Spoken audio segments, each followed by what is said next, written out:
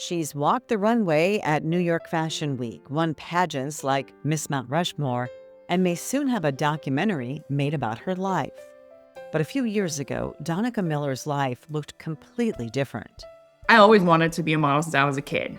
And, at 13 years old, all that dream went down the drain. At just 13 years old, Danica entered a treatment center for the first time, struggling with an addiction to inhalants. How are you going to admit you're an addict when you're only 13 and you're just doing inhalants? You don't know. You don't see that. So you just work your program and you get out, And so as soon as I got out of that first treatment, I'm not even kidding you, I think it was like 2 days, I got, blacked out drunk. My brother found me at the bowling alley. I had a pretty rugged drinking life. Danica soon moved on to harder drugs, including meth. At 19, she was sentenced to prison for assaulting a law enforcement officer while intoxicated. With a felony on her record, she struggled to find employment. After years on a dangerous path, she found recovery, but not without significant pain. I feel like if I hadn't got diagnosed with Crohn's, I may have relapsed. But I feel like God was like, I tried. Sorry.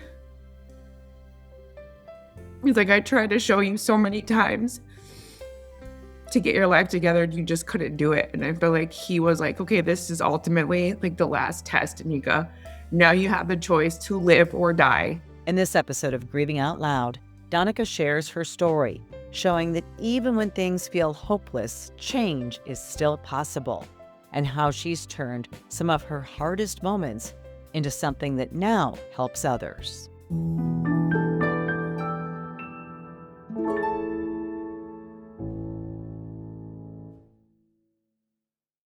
My guest today is someone whose story I have not been able to stop thinking about since I first heard it. Her name is Danica Miller, and she is in recovery for substance use disorder.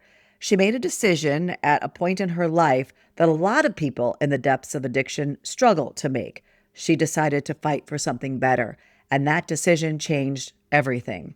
Today, Danica is a single mom to 3 boys, a runway model, and an assistant director at the Mitchell Indigenous Site, and we'll explain what that is in just a moment, where she stays rooted in culture, community, and leadership.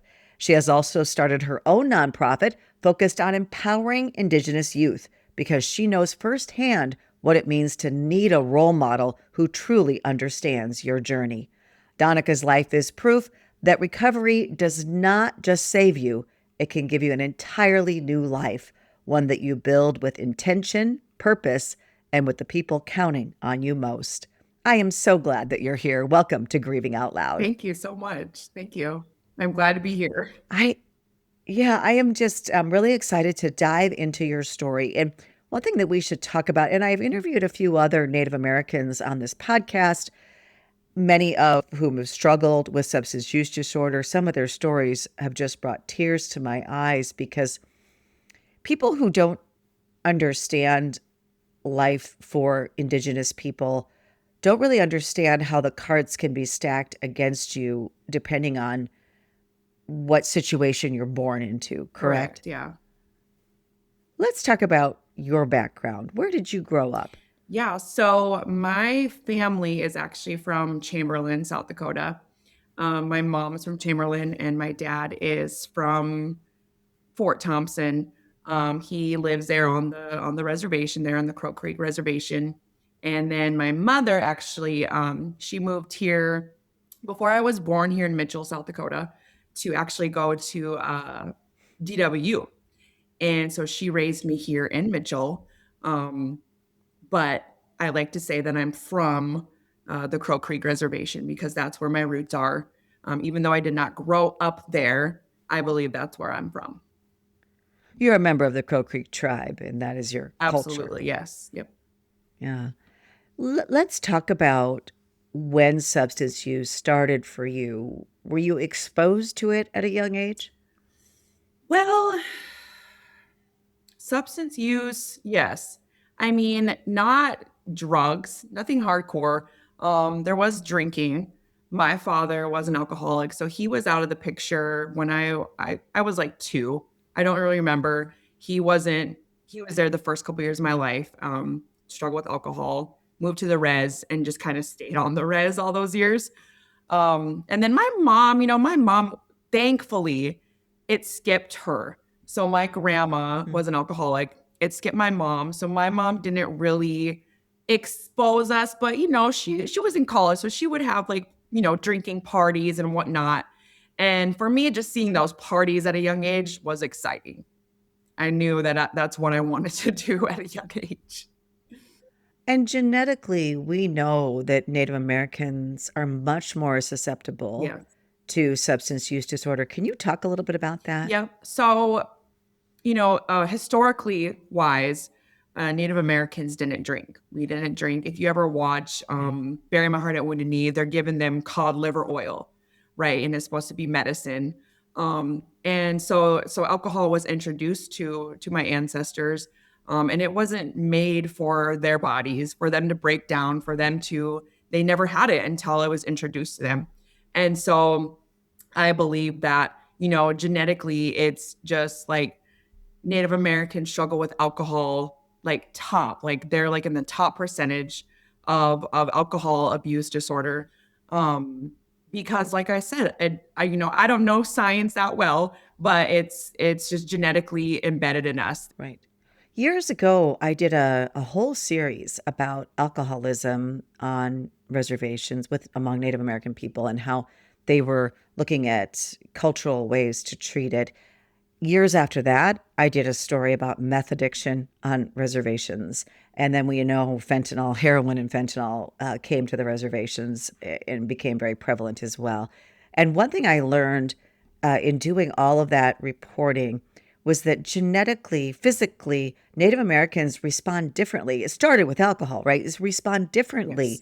Like just your body chemistry, you respond differently to alcohol Yes. than people of other ethnicities, which explains so much. And also, it's the genetics that you can't escape. And alcohol is so prevalent in our culture everywhere, Yes. Absolutely. not just on reservations, obviously, everywhere. Yep. Yep. Exactly. It's exactly what I was trying to get at. It's just it wasn't made for us, and then that carries generational trauma.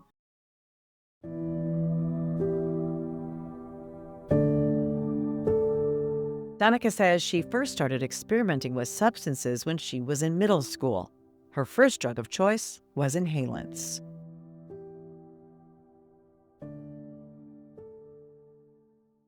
So the drinking didn't come until a little later. It wasn't as accessible as it was to go get an inhalant at Walmart. So it's crazy. I think about it because me and 10 of my friends would go to Walmart and get these inhalants, sit in the parking lot, do these inhalants until we're blacked out dumb, and then go home at night like nothing happened. And that was my very first doing inhalants. And I got put in my first treatment because of the inhalants. It wasn't until after I got a treatment where the alcohol was like, okay, I'm cured for inhalants. I'm going to start drinking now. That's how I thought. Danica first went to a treatment facility in Huron, South Dakota at 13 years old. She says at that age, she wasn't ready to put in the work needed for recovery. When you get put in treatment when you're 13, 14 years old, and they're telling you to say, hey, my name is so and so, I'm an alcoholic addict, you don't believe that. You're saying it to get through your program. You don't. How are you going to admit you're an addict when you're only 13 and you're just doing inhalants? You don't know. You don't see that. So you just work your program and you get out. you know and so as soon as I got out of that first treatment, I'm not even kidding you, I think it was like 2 days, I got blacked out drunk. My brother found me at the bowling alley. I had a pretty rugged drinking life. Took me home to my mom, and it was just from there, it was just drinking after drinking for years and years and years. How many years? Well, I started, let's say 13, and I fully quit. I want to say fully quit when I was 29. It's a lot of It's a years. lot of years, yeah. Are you ready to protect the next generation from the dangers of substance use? Emily's Hope has created a comprehensive K through 12 substance use prevention curriculum designed to educate, empower, and equip students with the tools they need to make healthy choices. Our age-appropriate lessons start in kindergarten and build through high school, using science, real stories, and interactive learning to help kids understand their bodies, brains, and risk of drug use. We're already reaching thousands of students across multiple states, and we're just getting started. Visit emilyshopeedu.org to learn more and share our curriculum with your school administrators and counselors. At Emily's Hope, we believe prevention begins with education. Let's work together to keep our kids safe.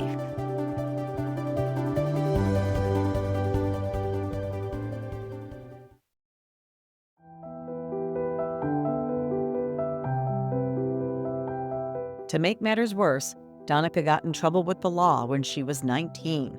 She says she was highly intoxicated when she insulted a law enforcement officer.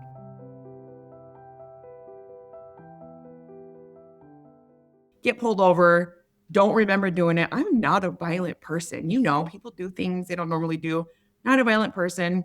Assaulted a cop. I guess I kicked him in the groin. And they put me in prison for it. And that was before they believed in rehabilitating people. Before drug court was a You thing. went to prison at 19 was- for assaulting a police officer? 19 for assaulting a police officer. And was that your first offense? Other than all the hundreds and thousands of minors I had, yeah. So you had a lot of minor, Like kind of 10. having substances, alcohol violations, that kind of Yep. thing. And how long were you in prison for at 19? So how I guess the system works is you catch a charge. That charge is worth however many years. My charge was worth 2 years for assaulting a cop. It's a class 6 felony.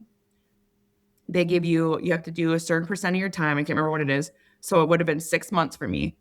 But they give you time served. I sat 4 months in the Davidson County Jail, which is a long time for a young girl, and then 3 months in the South Dakota State Penitentiary. In the low minimum unit, because I was basically just, they wanted to check me in, do my time, and get me out. But no rehabilitation, No. no treatment for substance. I mean, even though you were drunk when you did this, there's no treatment. There's no. Nope, this is way before drug court was even a thing.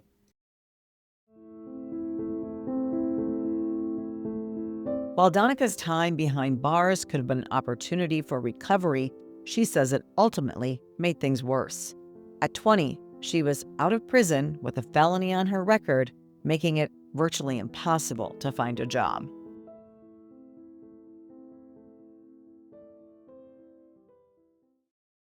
No one wanted to hire me. I was in a halfway house in a whole new town in Sioux Falls. I worked at a restaurant for a bit, but nobody wanted to hire me. Nobody wanted anything to do with me. Automatically, I met a man that was in the streets and just got involved in the streets with him because I didn't think I could do any better because nobody wanted to hire me. Nobody wanted to give me a chance. Right. And that is sadly the truth for so many people. Once they get that felony on their record, they can't get a job, they can't get housing. There's so many ways that they cannot recover from what had happened in their life or the circumstances that led them there from their own actions. Even if they want to, it's very difficult for people. Exactly. And I'm not saying that's why I started using, but it's just like I got out, I wasn't set up for nothing. I got put in a halfway house and didn't know anybody, got out, tried to live this life. I had no college, no nothing, just try to make it. And I couldn't make it. And so I was just like, at that point as an addict, I was like, screw it. So that's when I got heavy into drugs. That's when I started doing drugs. Danica says she continued drinking and in her early 20s began experimenting with more powerful drugs, including meth. Like many people struggling with addiction, she says relationships played a role, and it was during this time she met a man who introduced her to injecting meth. The first time you do meth, it gives you like a euphoric, like, I can just conquer the world. Like, everything's better. I can run a mile. I can be a superstar. It literally gives you the most confidence in the world. But that confidence doesn't last. Maybe the first 30 minutes, then, you're feeling okay a couple hours. Then after a couple hours, you're like, I want more. Your brain wants that dopamine so bad. You just constantly want more. And then after that, more is never enough. And eventually you have to come down coming down is worse than anything in the world I've ever had to deal with. Explain that. You feel like the lowest you've ever felt? You feel horrible? Yes, like the best way I can describe it is I would feel like an empty pit in my stomach, in my soul, and there could be nothing bad going on because I try to live as normal as possible while being an addict. So to me, on the outside world, there could be nothing bad going on. You know, things could be fine. But I would try to cry and I couldn't cry because I was so dehydrated from I couldn't form tears because there was no water in my body because meth dehydrates you. So I would like literally sit there and like dry heave, cry just from feeling so sad and empty. And I couldn't explain what that feeling was or why I was feeling that way. And it happened every single time. Every time I came down, it was 10 times worse.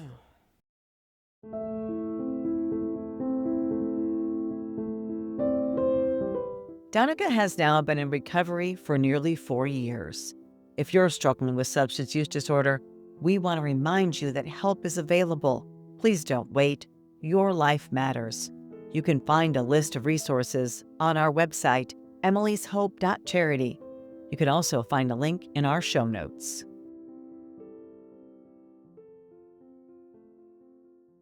The beginning was hard because I was alone.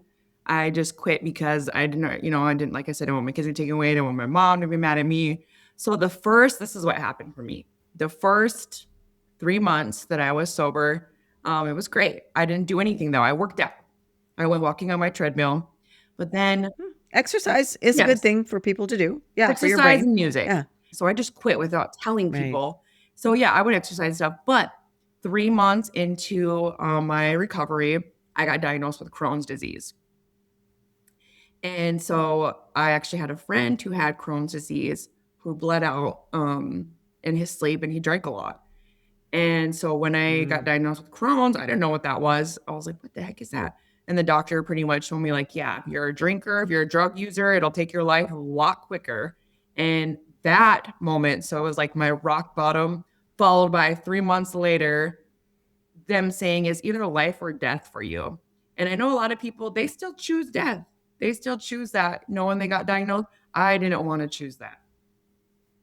I had kids. Yeah, and Crohn's is a difficult thing to live with. Also, very expensive medications and things like that, Yep. right? Are you managing your Yep. Crohn's? I got put on, I can't even think of mesalamine. I've been on it for, yep, 3 years, 3.5 Well, years. good. Yeah.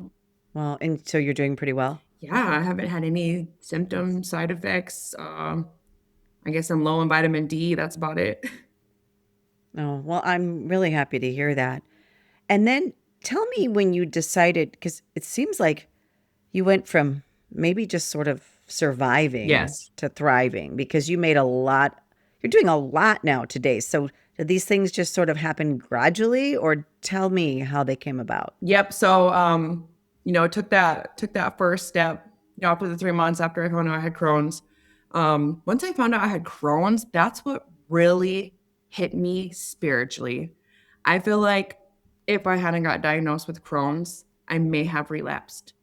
But I feel like God was like, I tried. Sorry.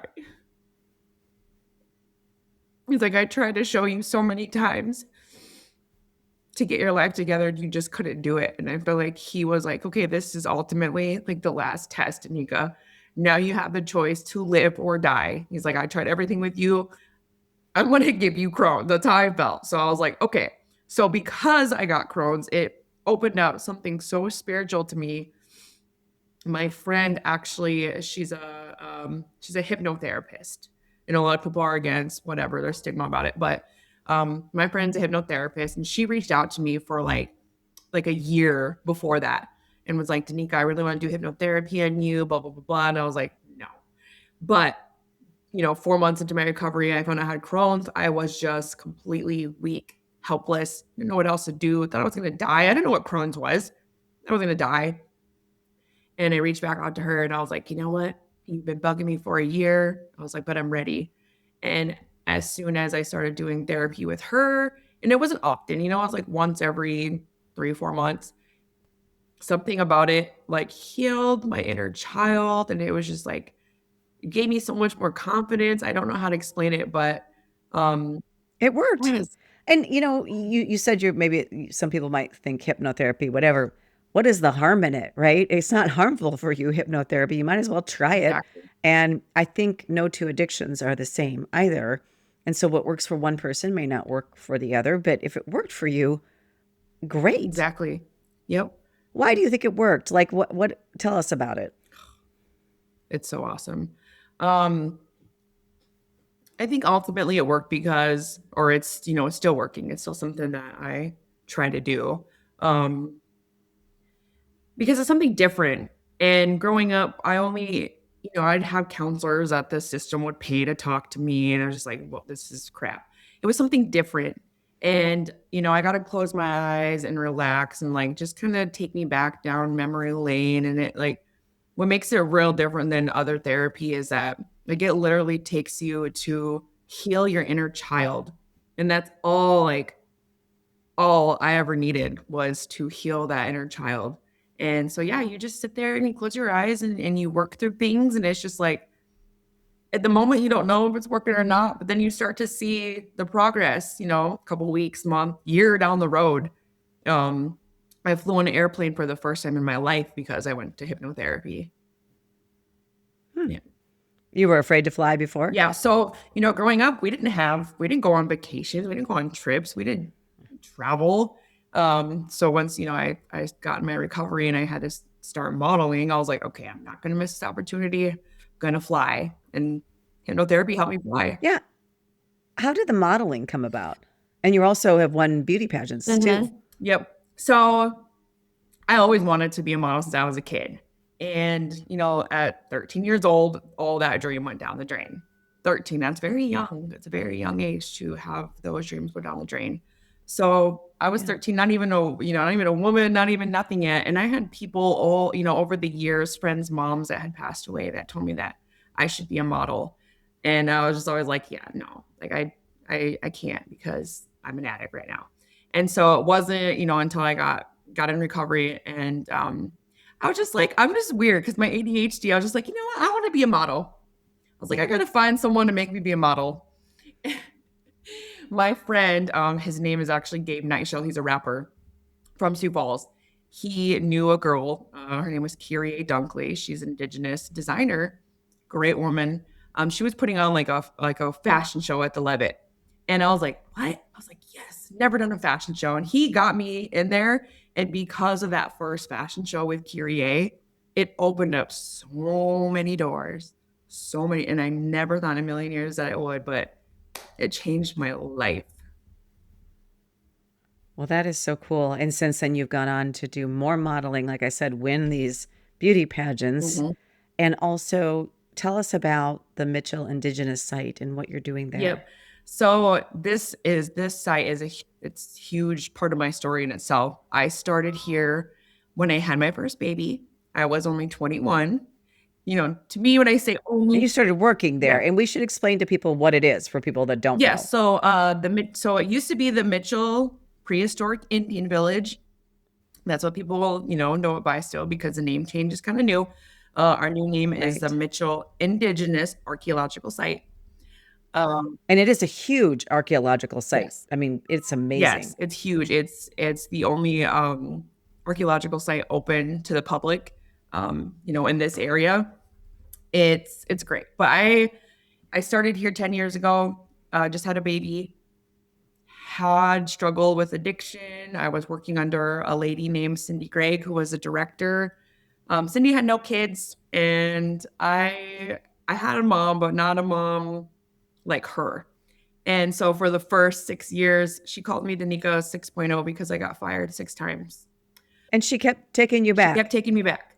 And She saw something in yes, you. well, in all those years, she never knew that I was struggling with addiction. She didn't know.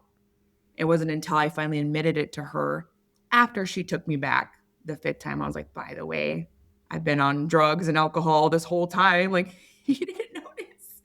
She's like, oh, I did. But, I saw something in Mm. you, kept taking you back. And you do need someone to believe in you, to stay with you, to have faith in you, right? Yes. Absolutely. And because of that, because she kept taking me back, I started as a tour guide, maybe 10 hours a week, to now I'm being the assistant director.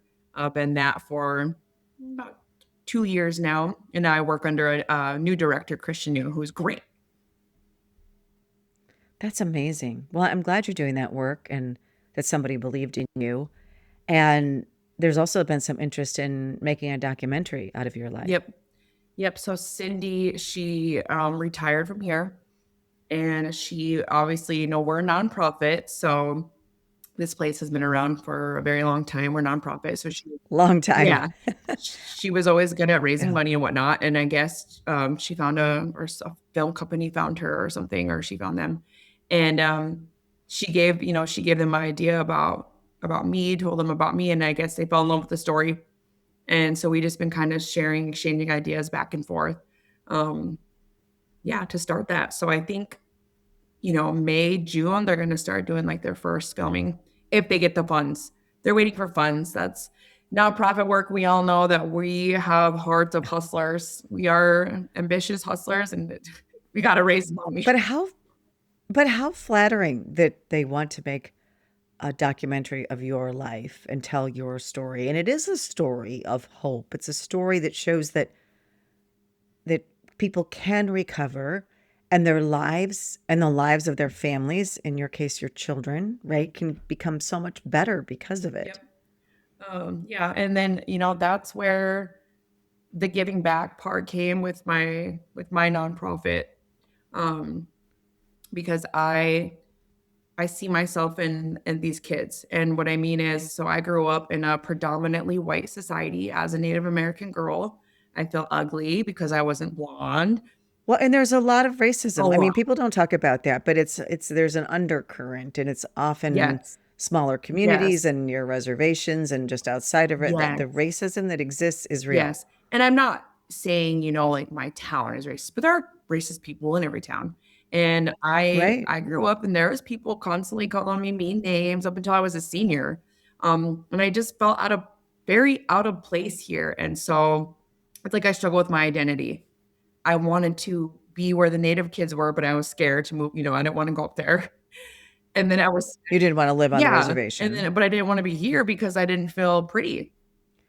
You were caught between two worlds. It sounds to me like you were caught between two Pretty worlds. much, yeah. And, yeah, it wasn't it yeah, I struggled with my identity and got in trouble with the law a lot, and so that's why I started my nonprofit. Have you lost a loved one to overdose or fentanyl poisoning? I'd like to invite you to share their story on our new Emily's Hope Memorial website called More Than Just a Number. They were our children, siblings, cousins, husbands, wives, aunts, uncles, and friends. So much more than just a number. You can submit a memorial today on morethanjustanumber.org.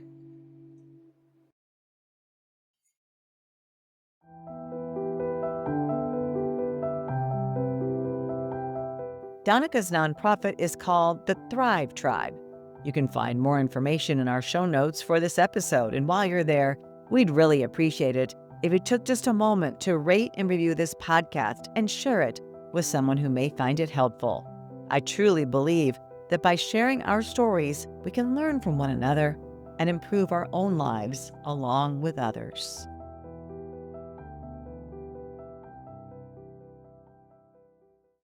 I'm friends with, like, all the people who were, like, my DOC officers and probation officers growing up because You're friends with them now? yes, because before I went to That's prison, cool. I grew up in treatment in the system. So 13 to, like, 18, I was always locked up, right? So I went to treatment. I was on diversion, probation, DOC. Well, I'm friends with all my officers now.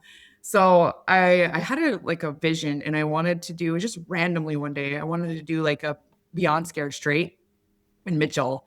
And I was like, I reached out to my old DOC officer, Tim Moon, and, gave him my idea. And he was like, why don't you try a softer approach? And I was like, okay. So I was kind of thinking, he's like, I know a girl who works for the state's attorneys in Mitchell. She has a diversion, she takes kids on 90-day diversions. I was like, wait a second. I used to be on that. I know what that's about. And I just contacted her and I was like, hey, I was like, so Tim told me you had kids that are on diversions. Is there any way we could work out?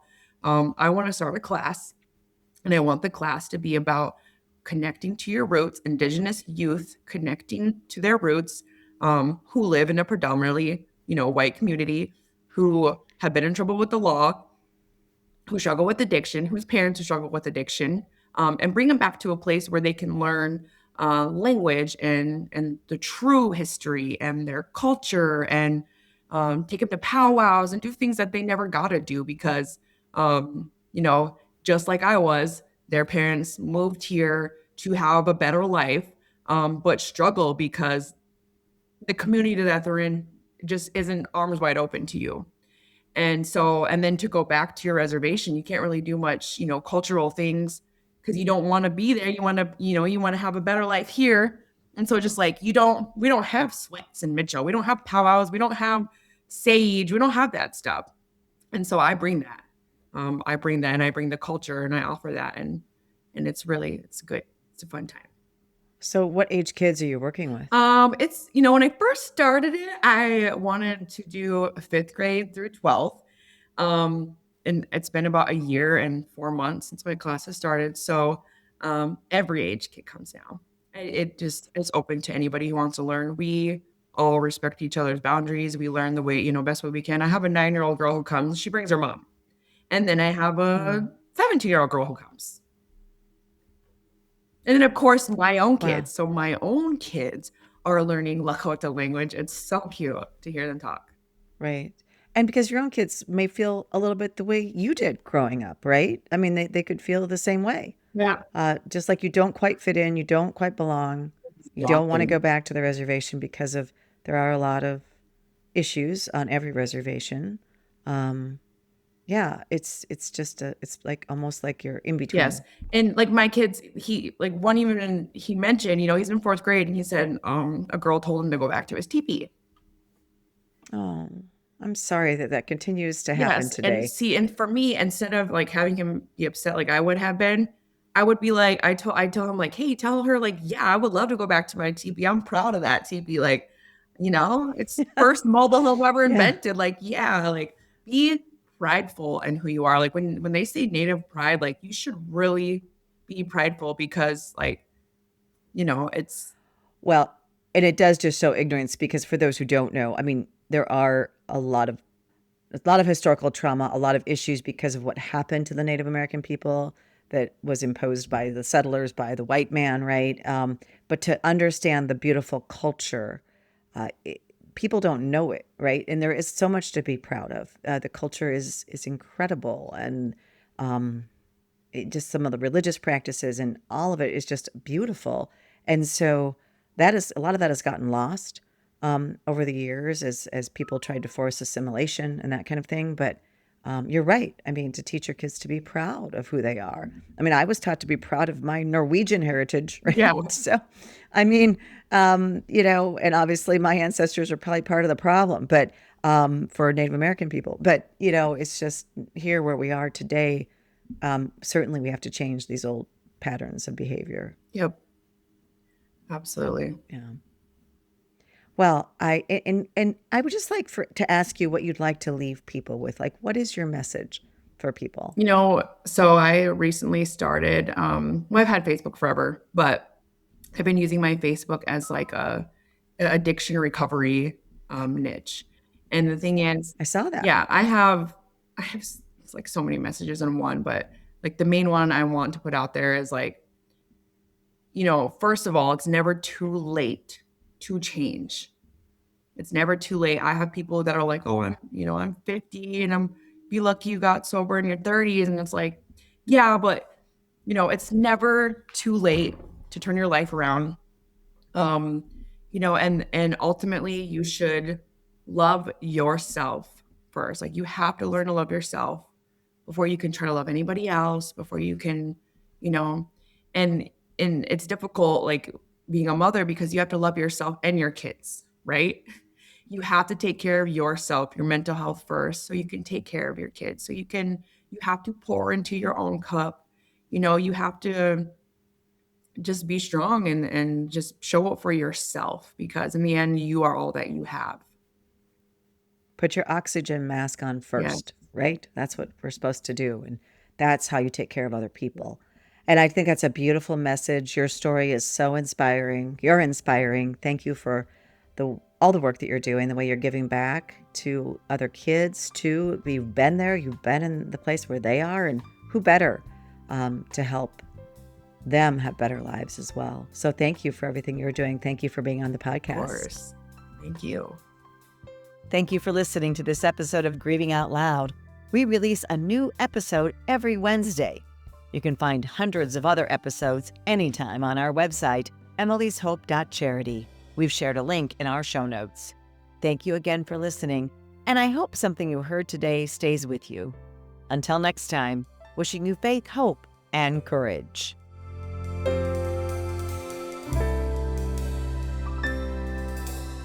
This podcast is produced by Casey Wannenberg King and Kaylee Fitz.